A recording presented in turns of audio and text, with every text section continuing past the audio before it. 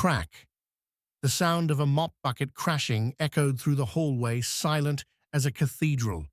Dark, dirty water spread across the pristine white marble floor, splashing onto the hem of a dress and the heels of Veronica Vale, the most powerful CEO of Valenhurst Global, who had just stepped out of her private elevator, flanked by her team of advisors. A deathly pause followed. No one dared to breathe. Then, like a blade slowly unsheathed, Veronica's voice rang out cold and sharp as ice. Just one careless maid is enough to stink up this entire upper floor. Her gaze fell upon the woman kneeling to clean the spill, as if she were looking at a living stain. No one in the lobby spoke because here, at Valenhurst, status determines worth. And a janitor who soiled Veronica's $4,000 shoes deserved to be crushed without mercy. But there was one thing they didn't know, not a single one of them. The woman kneeling there did not tremble, did not look ashamed, did not apologize. She, Alina Laurent, quietly lifted her head, brown hair falling gently against her cheek eyes, deep and unwavering. No, those eyes weren't lost. They were counting down, as if this very humiliation had been anticipated for a long time. A young executive walked past and chuckled. Good thing she didn't spill that on the IPO paperwork. Laughter echoed, mingling with the sharp click of Veronica's heels fading into the distance. Only Alina remained crouched in the cold puddle, gripping the mop like a sword. Someone glanced her way, as if she were invisible. Another muttered, while walking past, if she were smart, she wouldn't be working this kind of job. But those very people, the ones who scoffed, had once signed contracts, written by her own hand. They had just stepped over a gem they mistook for gravel, and they were about to pay the price not for insulting her, but for underestimating a woman who once held all of Valenhurst in her hands without needing anyone's name to back her. And here's when you need to know the truth. She didn't spill that water by accident. Everything was part of the plan. Her name was Céline Laurent. Born into luxury, raised among boardroom briefings, she had once sat beside her father, Henry Laurent, at the Global Economic Summit when she was just 19. People used to call her the perfect successor, the future heart of Valenhurst Global, a financial empire spanning 17 countries. But then, her father died suddenly. A vague accident labeled as falling asleep in a high-speed cabin. Just 1 week after the funeral, while Céline was still dressed in black, a new will was unveiled, removing her from the entire line of inheritance. Every asset, the CEO title, and the power were handed over to her father's wife, 22 years younger than him, Veronica Vale. The entire financial world was stunned. But Céline didn't cry. She held no press conference, hired no lawyers. She vanished. 3 months later, within Valenhurst's internal database, a new name quietly appeared: Selina Moreau, night janitor, maintenance floor. No one noticed. She wore a mask, donned a uniform, hauled a water bucket, silently passing through the same corridors once walked by her father, scrubbing the floor beneath those who used to greet her with fake smiles. Each night, she didn't just clean up trash.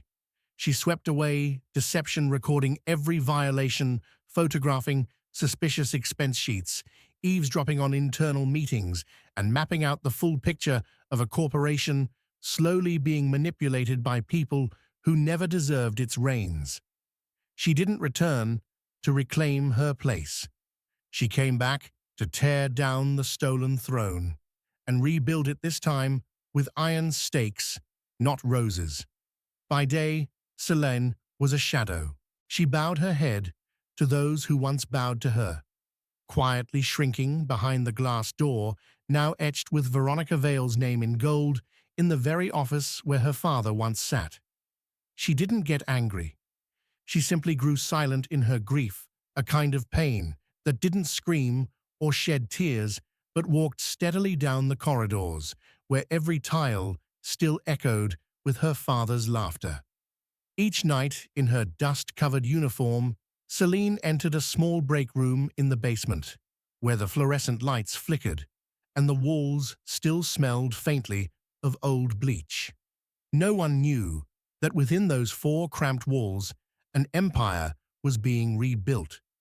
She mapped out the entire corporate governance structure, piecing together data from forgotten printers, from torn drafts thrown into waste bins. She uncovered emails people thought were deleted messages between Veronica and bribed shareholders, shady deals disguised as strategic investments. And then, something no one expected. She wasn't alone. One night, as Celine was reviewing data from a suspicious transfer agreement, a voice spoke up from the darkness. "You shouldn't do this alone." It was Nathan Keller, former head of legal, the man who once took her to Harvard when her father was away on business.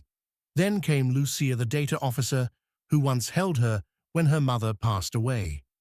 One by one, the loyal employees whom Veronica had cleansed during her power grab quietly returned because none of them forgot who Celine truly was.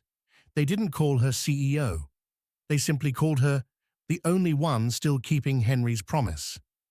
The emotion didn't explode in tears, but in the quiet unity of those who had once been betrayed, now holding hands to enter a silent war. Celine didn't seek revenge with swords and fire. She fought back with intellect, with loyalty, and with a plan forged in desperation. Inside a small USB drive labeled Project Laurent were hundreds of encrypted confidential files, fragments of truth sewn together, as if to mend her shattered heart and everything her father once stood for. She didn't reclaim Valenhurst as a child robbed of her legacy. She claimed it as a leader who never forgot what mattered most: honor and kindness. Tuesday, 6:00 p.m. The glass conference hall on the 47th floor, a space reserved only for those deemed worthy enough to enter. Veronica appeared in a sapphire-studded silk gown, flashing her million-dollar smile, walking as if she were gracing the Oscars stage. Behind her were rows of senior executives, once sycophants of Henry Laurent, now bowing to the woman who stripped his daughter of everything. The lavish room overflowed with rehearsed applause, clinking glasses, and stock-based toasts. But just as Veronica began her opening speech, the screen behind her flickered. A female voice rose deep, clear, and commanding. "I'm sorry to interrupt, but there are things you need to know before pouring more money into Valenhurst." The entire room froze. Every gaze turned toward the source of that voice. A janitor was walking down the main aisle, wearing a faded uniform, still holding her rubber gloves. Celine Laurent. She didn't stand at the podium. She stood in the center of the room, the very space where she used to sit in the front row as the heir to the empire. But tonight she entered as the only one who remembered that Valenhurst was built on integrity, not shady deals. Veronica jumped to her feet. "Who let you in? Where is security?" Celine lifted her head. The screen behind her changed. Displayed were a series of contracts were signed with forged signatures. Wire receipts to offshore companies under the names of Veronica's assistants. Photographs of secret meetings between Veronica and a rival investor exactly 10 days after Henry's funeral. The stage no longer belonged to Veronica. Every lie, every scheme she had orchestrated was now being exposed in front of the very people who once applauded her. Celine didn't say much. She spoke just one sentence. "I didn't come to take Valenhurst back. I came to return it to the hands of those who never sold their souls for power." The air was thick. Security didn't dare move. The advisory board exchanged panicked glances. And then one person stood, then another, then the entire left section of the hall. They rose and applauded. not because Celine had exposed Veronica, but because she reminded them of something they had forgotten. Valenhurst was once a dream, not a deal. Just 6 hours after the shareholders' gala, Valenhurst Global became the top headline across every major outlet, not for its financial achievements, but for betrayal and internal scandal. The next morning, Celine returned to the building. As an ordinary person, no longer wearing a janitor's uniform, but still carrying herself with quiet humility, no jewelry, no grand declarations. But as she stepped into the main lobby, the gaze of others began to shift. Some lowered their heads, ashamed of having once laughed at her. Some awkwardly avoided her eyes. But there were still others who continued to sneer. And in the shadows, Veronica struck back. Tabloids exploded with sensational headlines. Celine Laurent posing as a janitor to steal internal company data, heir, or intruder. Legal experts weigh in on Celine's secret operations. Post-funeral mental breakdown, young woman sparks PR crisis for Valenhurst. Clearly, Veronica didn't need to argue facts. She twisted the narrative through public opinion. Celine read each article, feeling as if something was tightening around her chest. She had believed that exposing the truth would be enough. But she had forgotten one thing in this world. Truth doesn't always matter, only who speaks first. An emergency meeting was called. An elderly shareholder, a man who had once shaken her father's hand, quietly pulled Celine aside in the hallway and said, "They don't need proof anymore, child. They just need a reason not to believe you." Celine stood still, silent. This was the moment in every story where the main character would fall into despair. But Celine did not.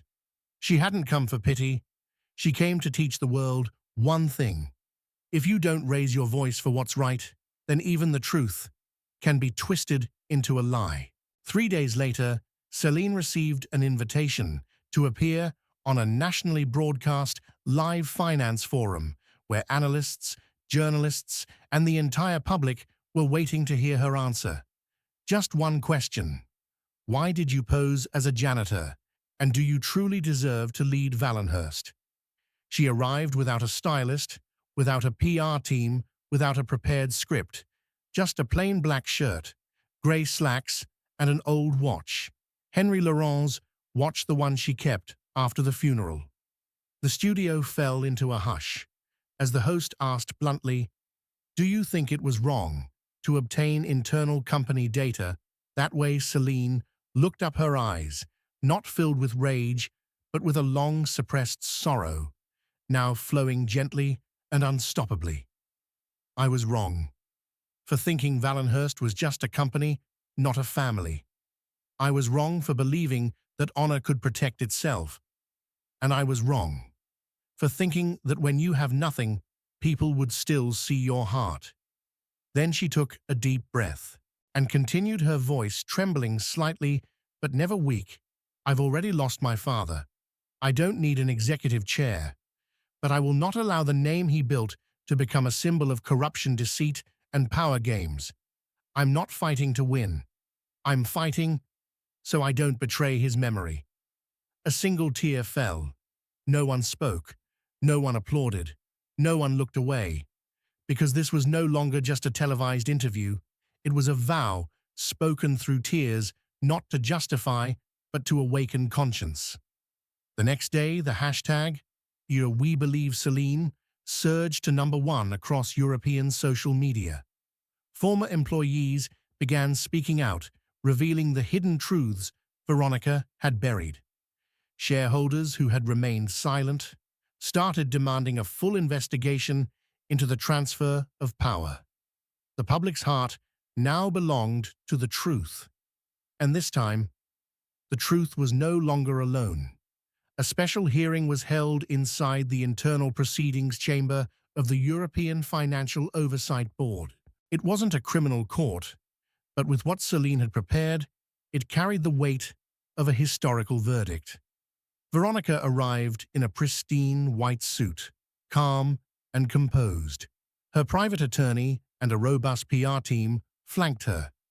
She smiled upon seeing Celine walk in alone without legal representation. Once again, Veronica believed she held the upper hand. But this time, Celine didn't need many words. She simply opened a small leather briefcase, placing on the table a USB drive, a stack of scanned documents, and finally, the original file containing Henry Laurent's handwritten signature, never before released.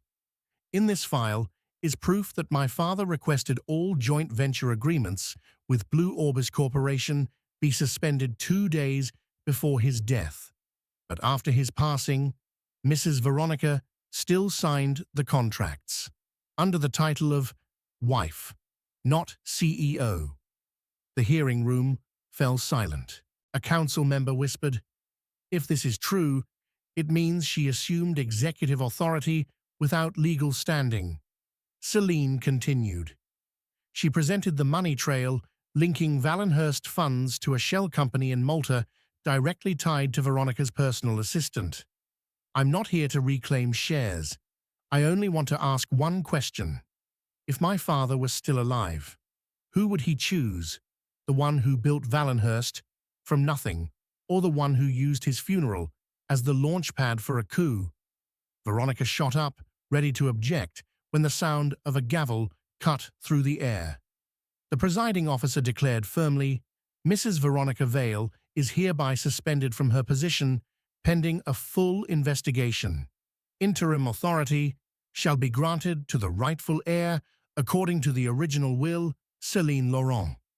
The room erupted, but Celine did not smile.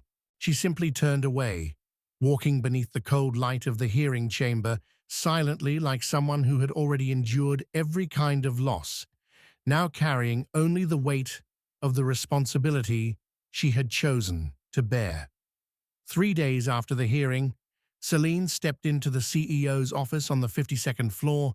For the first time, the room she once believed would forever be locked away from her. The space was unchanged. The walnut desk, the warm golden ceiling lights, and the swivel chair where her father once wrote his earliest strategic plans. But now the person sitting there was the same girl once been mocked as just a janitor. She didn't turn on the lights. She simply opened a drawer and pulled out an old letter, the handwriting shaky but filled with conviction. "If you're reading this, it means I can no longer be with you. But I believe that what I've planted, you will protect. Reputation is what others assign to us, but honor is what we carry with us until our last breath. Valenhurst is a company, but to me, it was faith. Guard it even when the world turns its back. I love you. Henry Laurent." Celine folded the letter. A tear finally fell, not from anger, not from hurt, but from relief, knowing that in the end she had not betrayed the man who raised her. 3 months later, Valenhurst underwent a full restructuring.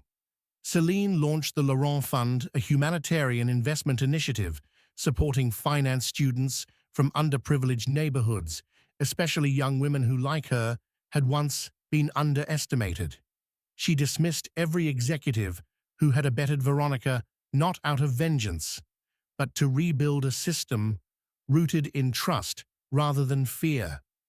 Veronica was convicted of misappropriating company assets, had her shares revoked, and withdrew from the financial world permanently.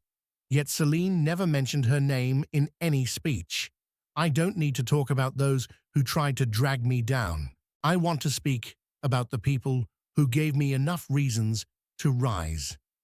At the inauguration of the new Laurent Fund headquarters, Celine stepped up to the podium. She took the microphone and looked toward the front row, where one seat was left empty, holding a bouquet of white flowers and a framed photo of her father. "I kept my promise, Dad. And from now on, Valenhurst won't be a company that stands above others. It will be a place where people lift one another up. People often believe that a single betrayal is enough to break someone. But there are those who don't break. They go quiet. And when they return, they don't need to raise their voice because the truth does the speaking. The story you just heard is proof of that. But if you think that was painful enough, wait until you meet the second woman. There was no will, no chairman's seat waiting for her. Only a torn contract, a name scratched from an inheritance list, and a heart that never forgave deceit. And this time, the one who once struck her down will be the one forced to kneel before a crowd. Keep watching, because the second truth cuts deeper than the first. It wasn't background music. It wasn't a cheerful morning greeting. The first sound that day was the cold, heavy thud of a thick stack of documents thrown straight onto the marble floor, echoing through the boardroom like a verdict. Crisp white sheets scattered in all directions, sliding beneath polished dress shoes, stopping right in front of a pair of worn-out canvas sneakers, shoes worn by a woman in a faded grey janitor's uniform shoulders. Frayed, still holding a mop, she hadn't even had time to stand upright. She had barely stepped out of the elevator for 10 seconds when the entire room fell silent, every gaze cutting into her as if she were an intruder from another world. A young executive in a flawlessly pressed white shirt slowly turned around, not with anger, but worse, with practiced disdain. He spoke like issuing an order, his tone detached like tossing out trash. "Pick it up. That suits you more than interrupting this meeting." She didn't respond, didn't step back. She simply knelt deliberately, head slightly raised as if refusing to appear weak, and began gathering the papers. No trembling, no haste. On her finger was a faint, long scar, a mark from a time long past when the very people in this room once applauded her as she signed her first $200 million contract for this same corporation. But now, no one recognizes her. No one noticed the calm intensity in her eyes. A board member nudged his colleague and smirked, typical janitor, no sense of timing. The room chuckled just loud enough to humiliate her, but soft enough that no one had to take responsibility.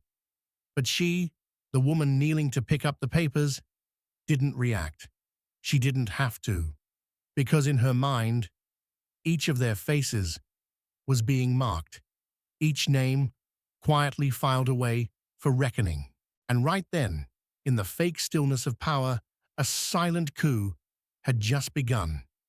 Her name was Alina Monroe, the only daughter of real estate legend Victor Monroe, the man who built Levain Holdings from a rented room into an empire towering over Manhattan's financial skyline. Alina had once graced every business magazine, dubbed the youngest strategy queen of Wall Street. But then, just 1 week after her father's funeral, an emergency board meeting was held. No flowers, no tears, not even a proper condolence. They coldly declared Alina lacks the capacity to lead. Her shares will be retained by the company for long-term interests. A single dry line in the meeting minutes erased her name from the very legacy she had bled to build. The man behind this orchestration was Dorian Kane, her father's former senior advisor, a gentleman in appearance, brilliant in mind, and ruthless enough to sever every family tie for the sake of power. He slid into the CEO seat as if it had always been his, brought in an entirely new executive team, and began erasing every trace of the Monroe name, even the portraits on the walls. Alina didn't respond. No press conferences, no lawsuits. She vanished from the media as if she had surrendered. But those who truly knew her understood one thing: Alina never backs down. She was simply resetting the board. And this time, she was preparing a move no one would see coming. No headlines, no paparazzi shots. In the eyes of the media, Alina Monroe had left it all behind, a Wall Street princess dethroned, vanished into the merciless whirlpool of high finance. But the truth was the opposite. She wasn't running. She was quietly returning, not with a noisy lawsuit or a tearful speech, but under an identity no one would expect: night shift.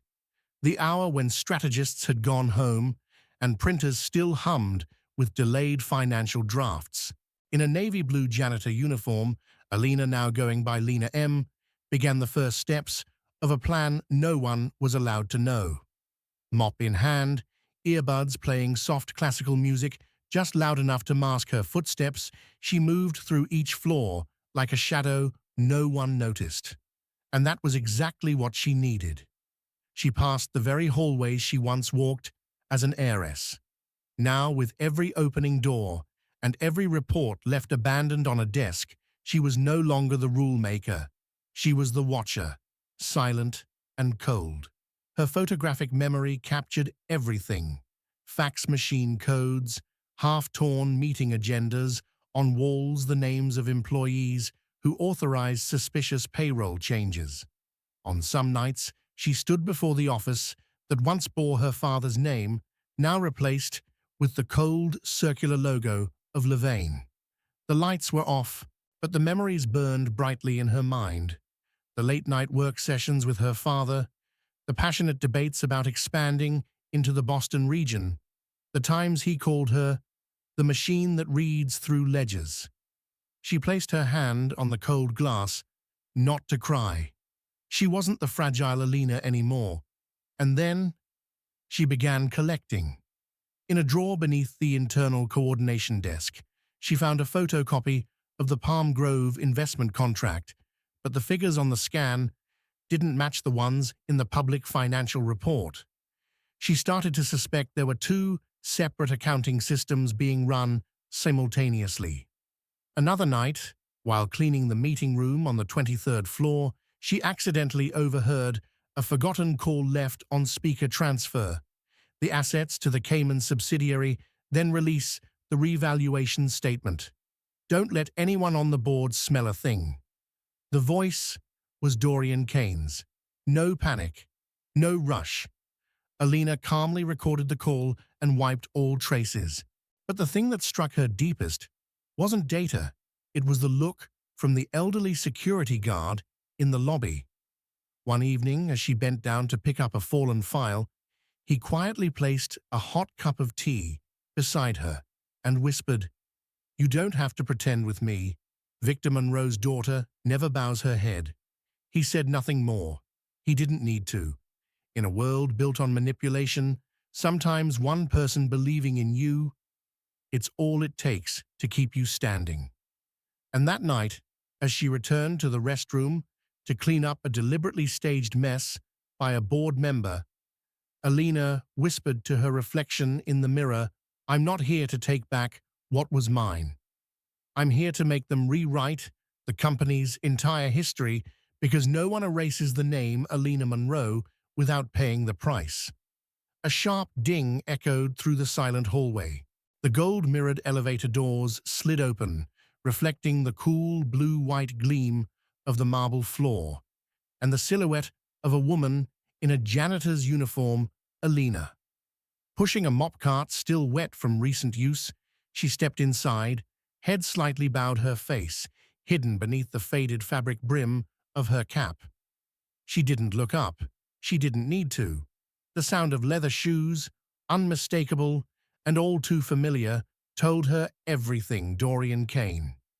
Dorian stepped in behind her, the scent of expensive patchouli cologne filling the narrow space.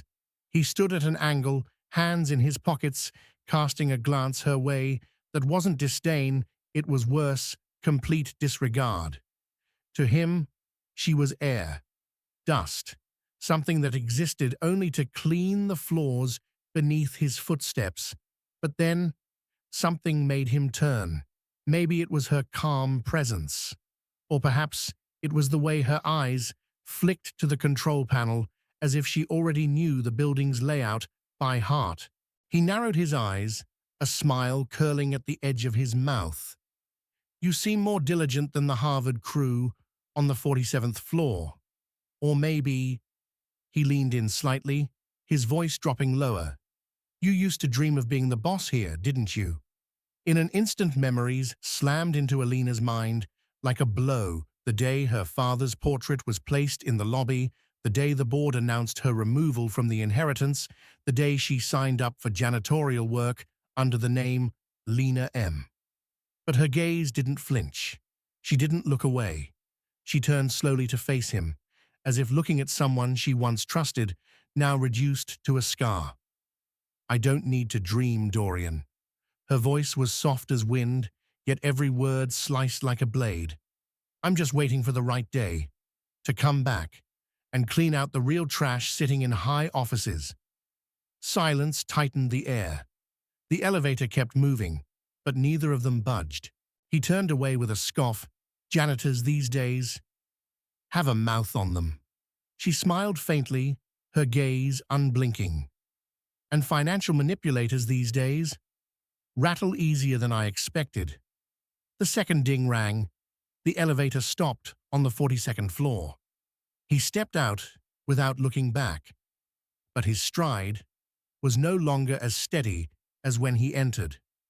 The doors closed behind Alina, her reflection framed in the frosted glass. There was no smile, only eyes like unsheathed blades, waiting for the right moment to strike, not for revenge, but because the truth was never meant to be buried. On a rainy night, with the city shrouded in drizzle, the entire building lay in darkness. Alina stood silently before the old archive room at the end of the maintenance floor hallway, a place no one had stepped into since the day her father died. The dark stone walls, the heavy wooden door, the scent of musty paper, it all brought her back to being 15 again, when her father sat at this very desk, flipping through future plans and smiling. "One day you'll understand what really matters in this place." Now she did. After hours of cleaning and organizing, her hand brushed against a stone in the wall that felt off, one brick misaligned. She pressed it gently. Click. A small hidden compartment popped open. Inside was a mini safe embedded deep within the wall. The lock was old, but beside it hung a tiny brass keychain, rusted but still etched with 2 letters, AM. Her heart pounded. This was where her father had hidden everything. The safe opened. No cash, no stocks, just a worn, leather-bound file, a journal in Henry Monroe's handwriting, and a small black USB drive. With trembling hands, she activated the audio recorder. A weak, hoarse voice played. It was her father. "Dorian, I don't have much time, but I want this to be clear. The executive control of Levain is to be passed on to Alina. She is my blood, the soul of this company. You may help her, but never replace her." Silence. Then Dorian's voice, cold as ice. "I'll do what's best for the company, but sometimes what's best doesn't have to be her." The recording was cut. A chilling silence followed. Tears streamed down Alina's face, not from weakness, but because at last she had proof. Her father had never betrayed her. He believed in her, and it was that belief that cost him. She clenched the USB like it was a final living testament, and she swore, if this was the truth they had kept from her for 3 long years, then she would make the entire board listen to every single word. Because sometimes the greatest revenge doesn't come from a scream, but from a truth powerful enough to make an entire empire tremble. The morning after the sky was clear, following the night's rain. Alina stepped into the pantry on the 29th floor, a place rarely visited this early. At the table, Erin was stirring her coffee, smiling as always, as if the two of them were still the same girls who once dreamed together of one day running this company. But today, Alina's eyes held no warmth. She placed the USB on the table without a word. Erin stared at the small device and froze. The smile faded. Nothing needed to be said. She knew Alina knew everything. Alina slowly sat across from her hands, calmly folded on the table. She didn't yell, didn't shatter a glass, didn't accuse, though she had every right to. 3 months ago, when I returned undercover as a janitor, I told only one person you. Her voice was soft, almost like a confession, but so sharp it made the air feel heavy. 3 months later, Dorian casually mentioned the exact halls I passed through, the exact rooms I cleaned, the exact people I spoke to. And he's no fortune teller, Erin. Erin lowered her head, trying to hold composure. I didn't have another option. Dorian offered me a chance. Vice President. I've waited my whole life for that seat. Alina gave a slight nod, as if she had already anticipated the answer. She stood, picked up the USB. I understand. Everyone has their price. Then she turned and walked toward the door. But just as her hand touched the handle, she paused and looked back. This time, her eyes weren't cold. They held a strange calm, like someone who had just set down a heavy burden. Thank you, Erin. She paused for a beat, then added in a voice low but resonant, like metal striking metal, thanks to you. I now know who deserves to move forward and who will forever remain a shadow beneath the heels of power. The door closed behind Alina. Erin sat motionless, her hands trembling slightly. The coffee in her cup suddenly tasted unbearably bitter. She had won a seat in the boardroom, but lost the only person who had ever believed in her without question. The Sapphire Hall venue for Valenhurst Holdings' annual shareholders meeting glowed under a sea of lights. Cameras streamed the event, live reporters crowded the corridors, and hundreds of shareholders sat poised as if ready to witness a historic breakthrough. On stage, Dorian Kane stepped forward in a light grey suit, blood-red tie, and a smug, commanding smile. Ladies and gentlemen, he began, his voice echoing confidently through the microphone.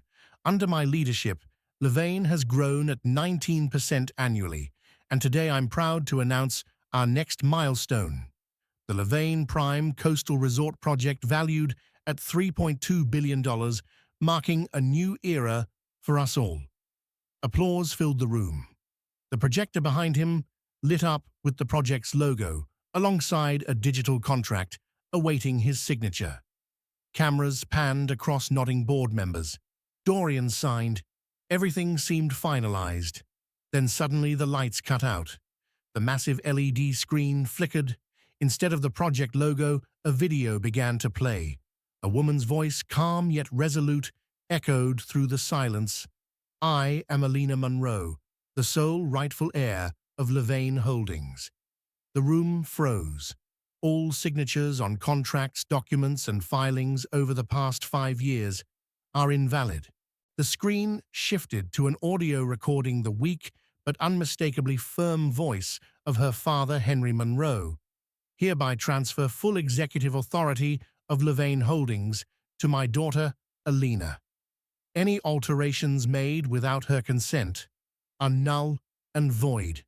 Chaos erupted. Shareholders murmured, board members scrambled. One man shot to his feet. Is this real? Are those contracts invalid? Dorian staggered, sweat pouring beneath layers of expensive makeup. He stammered, this is slander. She was removed from the succession. Alina emerged from the wing. No music, no spotlight. Just her, dressed in a sleek black suit, her eyes sharp as forged steel. I wasn't removed. I was betrayed. And today, I return not to reclaim what was mine, but to correct the history you tried to rewrite. The projector advanced deleted emails, forged invoices, internal recordings of Dorian's mocking laughter. Alina. She doesn't even have a key to the maintenance room. Now she held the keys to the entire building. The hall fell silent. Then a lead shareholder began clapping. The sound rippled like a wave, and the room exploded in applause. Dorian backed away, exposed like a fox cornered by a pride of lions that had finally seen him for what he was. The spotlight beamed down on the stage. There was nowhere left to hide. Alina stood there, calm, confident, as if time itself had restored her to the place that was always rightfully hers. She opened her laptop and connected it to the system. The LED screen behind her lit up with slides, not emotional accusations, but clear, airtight, irrefutable evidence. This, she said, pointing with a laser remote to an audio file, is my father's voice. Henry Monroe recorded 3 days before his death. In a closed-door executive meeting, he reaffirmed my authority over Levane and instructed that all strategic records be transferred to me within 72 hours. The room froze in silence. Next came a scan of internal memos from the finance department showing a series of entries labeled capital advances, internal transfers, project investments, all of which funneled into a network of shell companies indirectly linked to Dorian Kane in the Cayman Islands, Dubai, and Luxembourg. Alina paused. Her gaze wasn't filled with rage, only the resolute clarity of someone who had endured and now stood strong. The total amount siphoned from Levane Holdings through non-existent projects exceeds $80 million. Dorian went pale. A shareholder jumped up, slamming papers on the table. We invested because we believed in Levane's reputation, not to be made a damn joke. Alina presented her final piece of evidence, an email sent by Erin to Dorian, with a single line, "Alina will arrive. Next week, be ready." The boardroom went quiet. Then a voice rose, firm and clear. It was Rosemary Caldwell, a senior founding board member. "Miss Alina, I once believed you lacked the strength. But today you haven't just proven you're the rightful heir. You've proven you're the only one worthy of leading your father's legacy." The projector shut off. The spotlight remained on Alina, the woman once cast out of her own company, now standing at the center of the room as a living testament to truth, justice, and unshakable resolve. The shareholders voted. Dorian was dismissed. Erin resigned. Alina was reinstated as chairwoman of the board and CEO. The day Dorian Kane was escorted out of Levane Holdings in handcuffs, there were no drums, no cheers. But the entire ground floor stood still, silently watching employees who had once been hit with pay cuts, forced out without explanation, now exchanged quiet glances. A sense of justice was beginning to take shape, and they all knew. It came from the woman who had once bent down to pick up the papers thrown in her face. No one forgot that scene. And even more, no one forgot how that woman didn't fire people in waves, didn't shame anyone on stage, didn't publicly disgrace those who had turned on her. Instead, Alina Monroe held a press conference the next morning, not as a successor claiming victory, but as someone who had been pushed to the very bottom, now choosing to use her wounds to redesign what a humane corporation should look like. "Levane Holdings," she said into the microphone before more than 300 employees, "will no longer be a place reserved only for those with MBAs and designer suits."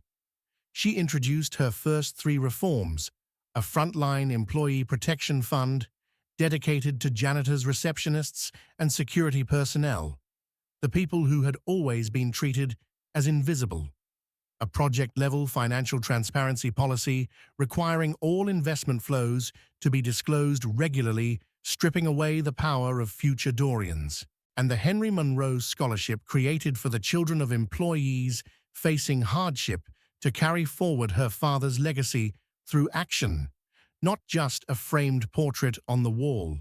And then, for the first time since Mr. Monroe's death, the Levane building stayed lit late into the night, not because of looming deadlines, but because of applause that echoed all the way to the front lobby. She never promised to be perfect, but from someone who once cleaned floors and endured humiliation, Alina had shown the world that true leadership doesn't require rising from the top, it demands walking through every scar, every fall, and still choosing to lead with a kind and unwavering heart.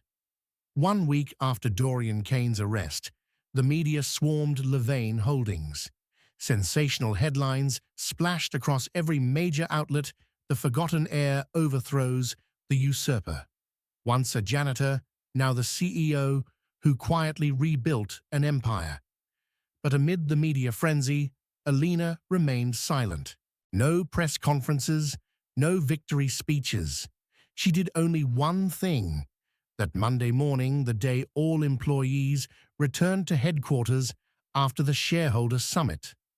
As they stepped into the grand lobby, where hollow slogans like "Profit is priority" once hung, they saw a wooden ladder already in place.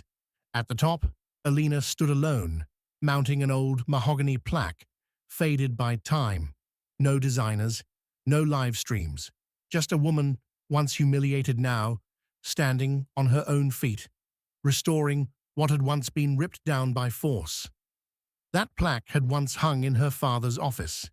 Etched into it were the words, "The one who can mop the floor without feeling small is the one worthy of leading an entire empire." Henry Monroe. The lobby fell into complete silence. Even footsteps paused. Some lowered their heads not out of shame toward Alina, but for the first time. Shame toward themselves. They had once treated her as invisible, laughed when she bent down to pick up scattered documents, turned away when she cleaned the boardroom mirrors as they discussed million-dollar deals. And now that very woman held the power to decide the fate of the entire system. But Alina didn't fire anyone in revenge. No names were dragged through the mud. Instead, she quietly issued a new protection policy for lower-tier employees, established an anonymous whistleblower process, launched an independent audit system, and signed a new rule: all senior executives must spend at least 1 week each year working on the front lines. When asked why she didn't punish those who once betrayed her, Alina simply smiled, "Because my goal was never to make them hurt, it was to make them change." And then she stepped away from the spotlight. No applause needed, no apologies are asked for, because to her true victory is when people are forced to confront the way they once treated someone who had nothing in their hands. Amid the post-crisis turbulence, while the press still hadn't stopped saying her name, Alina Monroe chose something unexpected. No meetings, no speeches, no interviews. Instead, she climbed to the 42nd floor, the highest level of the Levain building once belonging to her father. At the end of the corridor stood a walnut door, still sealed with a faded red tape and thick with years of dust. It was once the private office of Henry Monroe, the man who built this empire from nothing but bare hands and a mind that could see decades ahead. The technician hesitated outside. No one had entered since his passing. Alina stepped forward, removed the seal herself, inserted the key, and with a deep, muted click, the lock released. What came from inside wasn't musty air, but a stillness like that of a cathedral. The room was bathed in warm, golden light. From the large window, wrapped in a silence so profound it clutched at the throat. It wasn't a file archive, it wasn't a boardroom, it was a personal library, discreet and intimate, where her father once drafted strategies by hand and read market reports in quiet solitude. On the desk sat no high-tech devices, only an old leather box. Inside were letters never sent, each beginning with the familiar line, "Alina, my daughter." She paused, hand trembling, not from pain, but because for the first time in years she felt as though her father was still there in every stroke of ink. She opened the top letter. The handwriting was careful, yet weary, likely penned in his final days. It didn't instruct her on how to run a company. It spoke not of assets, wills, or power. It was a whisper, a quiet parting gift. "If I don't make it back, Let my daughter know. An empire doesn't need noise. It needs someone who dares to listen, even when dismissed, even when mopping someone else's floor, never forgetting she was born to lead. Alina pressed the letter to her chest, her vision blurring not from tears, but from the fire, now replacing the cracks in her heart. She turned and left the room, taking nothing with her except one thing, a reason to keep going. And that reason wasn't about reclaiming a title or avenging humiliation. It was to prove something her father had always known. True leaders don't need applause. They need hearts strong enough to walk through contempt in silence and still rise, leading with dignity. Just when the world believed Alina Monroe had completed her stunning takeover, she was in a place no one expected, kneeling before an old voice recorder surrounded by dust-covered books. The sound began faintly blurred by the rustle of pages and a quiet cough. And then a familiar voice emerged, deep calm, full of quiet reflection. It was her father. Alina is still too young. If I reveal the financial transparency plan now, the board won't let her be. She'll be dragged into a war she's not ready to fight. Maybe I should wait. The man in the recording wasn't an invincible CEO. He was a father swallowing setbacks to protect something far more fragile than his reputation, his daughter's safety and future. Alina tightened her grip on the headphones, one hand resting on a worn notebook filled with scribbled strategies, outlines for a more just, more ethical corporation. Plans once set aside because the world hadn't yet been ready for transparency. She whispered softly, "I'm ready now, Dad." And it wasn't just a reply, it was a declaration that the unfinished legacy her father left behind, she would complete it.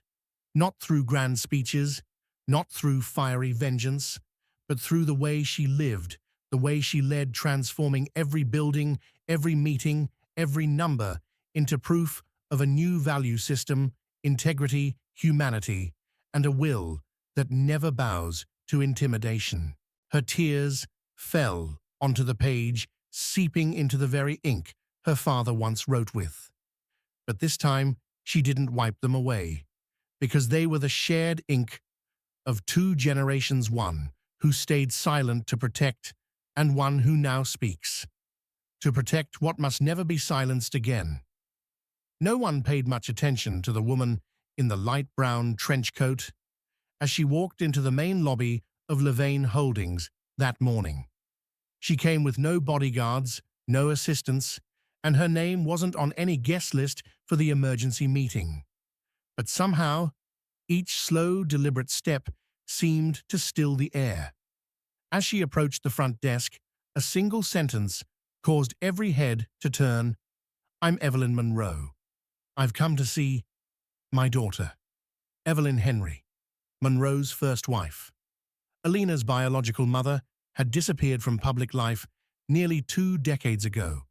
Some believed she had passed away, others thought she was living in seclusion somewhere in Europe. No one expected her to reappear. Not today, not like this, just when her daughter needed it most. When asked by the press why she chose this moment to return, she simply smiled, a gentle curve of the lips. But in her eyes glimmered a pride that was equal parts painful and beautiful. "I've stayed silent long enough. They cast my daughter aside because they thought she was too soft, too inexperienced, not ambitious enough to sit in that chair. But what they didn't know is that kindness is also a form of courage, and if my daughter now has the strength to stand, then I must find the courage to stand beside her." She walked into the boardroom, where Alina was presenting her full-scale reform plan before the entire board and executive leadership. The doors opened, and the room fell completely silent. As Alina turned around, she froze, eyes brimming, lips trembling. "Mom." No explanation was needed. Evelyn opened her arms, and there, in the middle of a room once filled with cold votes and silent betrayals that embraced between two women who had lost each other and now found one another again, brought the entire room to its feet in applause, not for status, not for shares, but because they had just witnessed something rare in the world of business-human connection. The phone rang at exactly 1:17 a.m. Alina was still in her office, the soft amber light casting long shadows across the restructuring plans spread out over her desk. She hadn't planned to answer until she saw the caller ID, Erin Caldwell, her former best friend, the one who traded their friendship for a vice president title by leaking every step of Alina's return to Dorian. Alina picked up in silence. On the other end, there was only shallow breathing and a voice stripped of its usual polished confidence. Alina, I know I have no right to ask for anything, but you need to know the truth. Dorian, he forced me. He made me sign financial documents I didn't fully understand. But if I refused, I would have lost everything. A long pause followed. Outside the window, wind whispered against the skyscraper glass. Alina said nothing at first. She closed her eyes, as if flipping through every memory, the heartfelt conversations, the first doubtful glance, the betrayal that cut like a blade. Then she opened her eyes. Her voice wasn't cold, nor was it gentle. It was steady, clear. I can't erase what happened, but I can give you one chance to make it right. The next morning, Erin arrived at Levain headquarters, not as a vice president, but as a compliance officer tasked with auditing every piece of internal documentation from the last 5 years. No privileges, no private office, and under Alina's direct supervision. Some said Alina was too merciful, but she knew sometimes the most effective punishment isn't dismissal. It's making someone confront, day after day, the weight of their own disloyalty. Not for revenge, but so they can relearn the one thing they lost: trust. No more stage lights, no more high-stakes shareholder meetings, no more speeches before international press. In the final video ever uploaded to the homepage of Levain Holdings, Alina Monroe didn't appear in a luxury suit or with $1 million pen, but in a small classroom walls, faded with old paint, a whiteboard smudged with stubborn marker stains. She stood before a group of children, from the city's East Side Labor District kids, whose eyes had learned to be cautious long before they should have. No PowerPoint, no microphone, just a chalkboard, and her hands writing in white dust. On the board were 3 words: value, voice, vision. Alina wasn't lecturing about stocks or hostile takeovers. She told her story, how she once managed a multi-billion-dollar investment fund, became a janitor, humiliated in her own company, and rose again to lead it. At first the children giggled. Then one boy raised his hand. Did you really clean the floors? The room went silent, waiting. Alina smiled, nodded, her gaze steady, free of shame. Yes, and cleaning floors taught me something no business school ever could: never bow your head, unless it's to help someone else rise. That line closed the video, not with soaring music, but with soft, sincere applause and the wide-eyed admiration of children who had never imagined that dignity could be a kind of wealth. Alina didn't open a prestigious leadership institute. She didn't write a best-selling memoir. Instead, she began planting seeds for the next generation through her own experiences, failures, and scars. Because an empire doesn't exist merely to generate profit. It carries the responsibility to prove that everyone deserves the chance to rise from the lowest place. Perhaps you still remember that first moment when Alina had those files thrown at her feet, when an entire room laughed at a woman in a janitor's uniform who dared to step into a domain of power. But what no one knew was that they weren't just mocking a cleaning lady. They were mocking the daughter of the man who built the very empire they stood in. And they made the greatest mistake of all, judging a person by the dust on her shoes instead of seeing the scars that taught her how to rise in silence. Alina's story isn't just about a comeback. It's a wake-up call for a world obsessed with appearances. She didn't seek revenge. She didn't shout back. She chose to walk forward, to bow her head, not in defeat, but as preparation for the longest rise of her life. She started from the ground up. She touched every wall her father had built. She reread every ink-stained letter he once wrote. And she realized true leadership isn't about being at the top, it's about understanding those who have been pushed to the bottom. Because those who have cleaned the floors know exactly how it feels to be stepped on. I don't know who you are or where you are, but if you've ever been told you're not good enough, if you've ever been overlooked just because you didn't have the right title, if you've ever been left out of the room because you didn't dress to code, then please remember, people like you, like Alina, don't need to be handed power. You are living proof that true power comes from within. I believe there are lessons we'll never find in textbooks, but only in the wounds we carry. That some values aren't reflected in financial reports, but in the quiet choices made in the middle of the night. And that some people like Alina don't need spotlights, because darkness itself forged their hearts to shine brighter than anything else. If this story feels like yours, if you've ever been underestimated and are still pushing forward every day, share your thoughts below. We read every one of them, and you are not alone. More importantly, hit subscribe on the Toch Story channel today, because we don't just tell emotional stories. We tell real ones about real people who are stepping out of the shadows to change the world in their own way.